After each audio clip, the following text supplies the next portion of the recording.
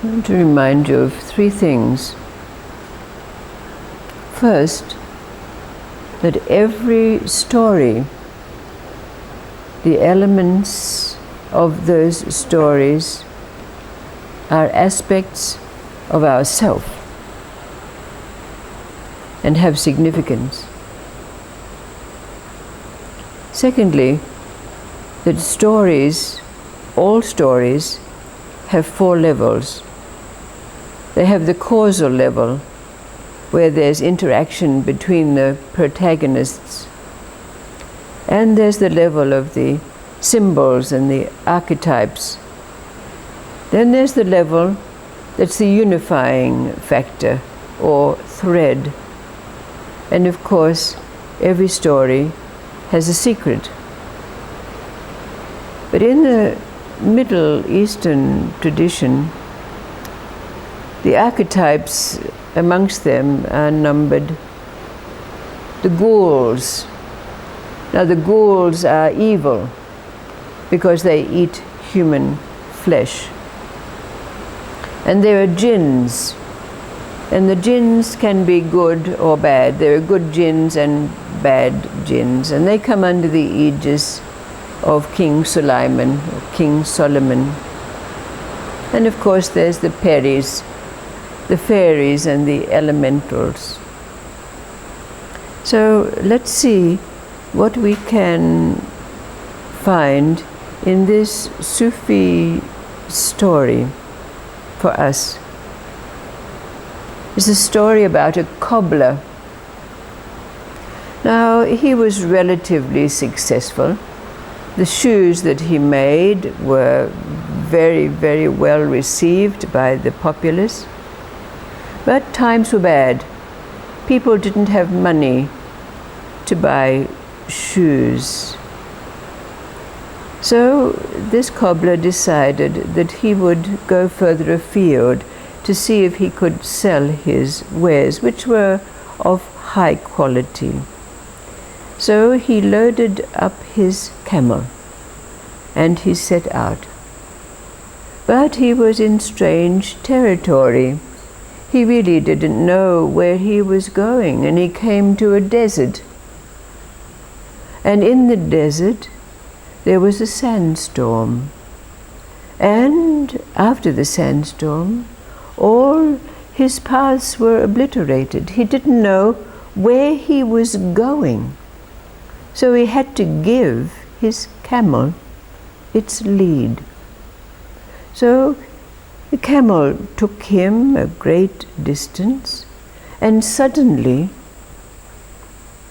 he found himself in a beautiful oasis. Oh, it was lush and green, and there was a well, fresh water to drink. The cobbler said, "What a place to find in this desert area." And he drank from the well. And he was about to lie down and rest under the shade of one of the magnificent palm trees, when there was a great roar. And out of the well came an enormous head, a Jinn. And this Jinn said, "How dare you, human man, come and disturb my peace and drink from my well without even giving any acknowledgement?" Oh, the cobbler was very contrite. "I'm so sorry, Honorable Jinn.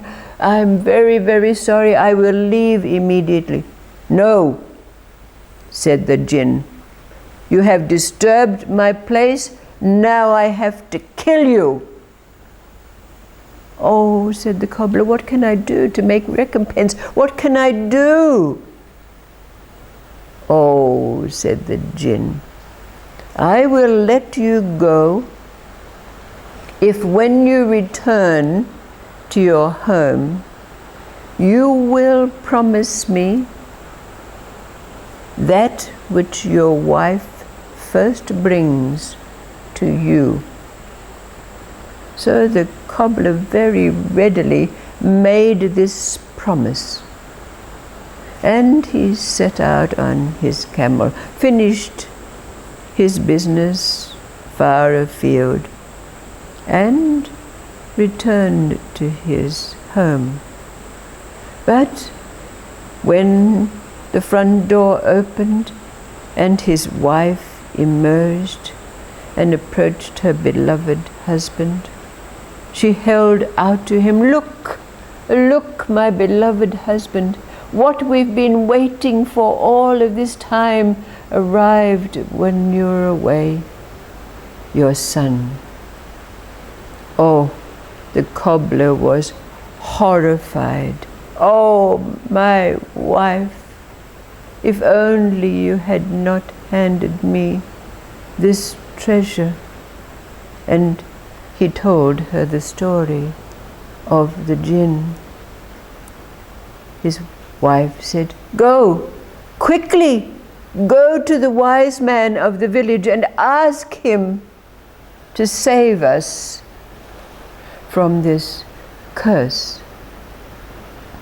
So the husband went to the wise man, and the wise man immediately wrote on a piece of parchment a sacred name and verse, and put it in an amulet. And he said to the cobbler, "Place this around your son's neck, and he must wear it for the rest of his life." So the cobbler brought back and placed around the young boy's neck the amulet, and the boy grew. And one day, when the boy was playing with some of his friends out in the area in front of their houses, all of a sudden there was a great wind, and there appeared the Jinn. And the Jinn said to the young boy, whose name was Ramal, "Ramal, come with me to my oasis." And Ramal, very, very afraid, as were his friends, at this huge, monstrous apparition, he said, "No, no, no, I cannot leave my mother and father."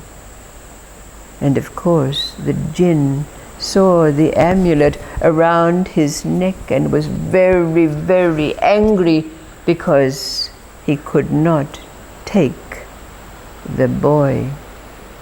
So the Jinn went off in this very angry state, and the boy Ramal ran back to his parents and told them what had happened. And they said, "Never, never must you take this amulet from off your neck." Well, the boy Ramal grew up, and when he came to the age of 17 years old, he decided that he would enter the army. There was a war going on with the Sultan, so he joined the Sultan's army and went to war. Now, on the battlefield, the war was raging, and his Sultan's army was at a disadvantage. And Ramal found himself in a situation where he was confronted by several large men who were the enemies, who came towards him with their lances and swords to kill him. But suddenly, again, there was a great roar, and the Jinn appeared out of nowhere and grabbed Ramal and took him to safety. Of course, the enemy soldiers, seeing this monster, immediately ran in the other direction. Now the Jinn said to Ramal, I have saved your life. Now take off your amulet and come with me to my oasis. Just at that moment, there was thunder and lightning in the distance, and the king of the jinns, none other than King Sulaiman himself, appeared and said, Listen! The jinn bowed and said, I hear and obey. And the king of the jinns said, You were relegated to that well in the desert because of your evil deeds. But because you have saved this young man's life, your debt has been obliterated. You are now free to sit by my side, to do good deeds. Let this young man free to live his life. And that's exactly what happened.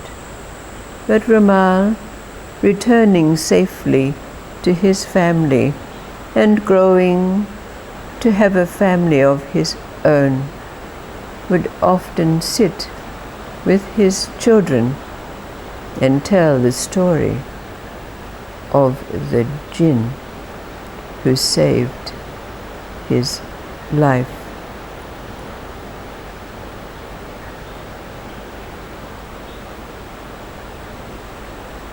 Recognizing and feeling, knowing that all the aspects of this story are aspects of our self. Recognizing the symbols and the archetypes, and without a doubt, feeling and recognizing the unifying thread that runs through the story. And perhaps even having a glimmer of what the secret in the story might be. But as a direct question, what to you would the jinn represent for us in our life? The jinn. What part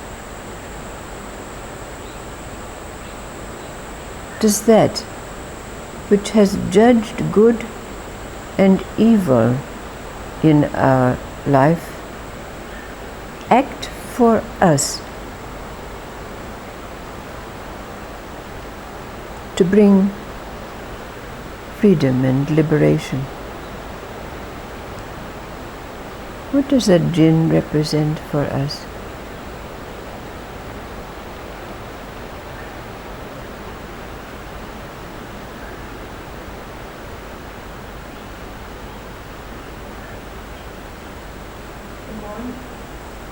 The mind. Of course, the mind. That which is able to make judgment between good and bad, make differentiations. And what is the end result of it for this jinn? Insofar as our mind is concerned, to expiate those conditionings those thoughts that we've been bad, or we've done bad things, or to come to this place where we're liberated from the need to judge ourselves, as happened to the Jinn.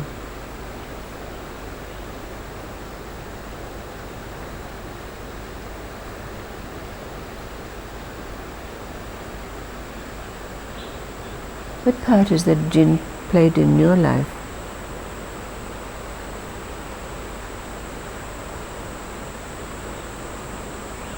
Is it still there trying to grab you to lead you away to that imagined oasis? Or free.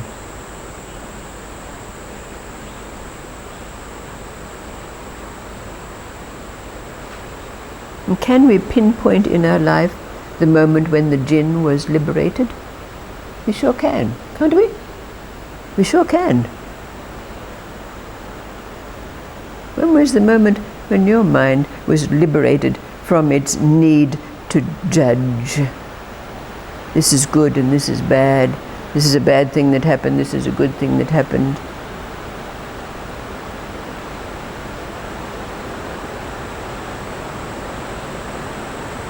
Maybe ponder on this as we continue to answer the question, where are we? Thank you.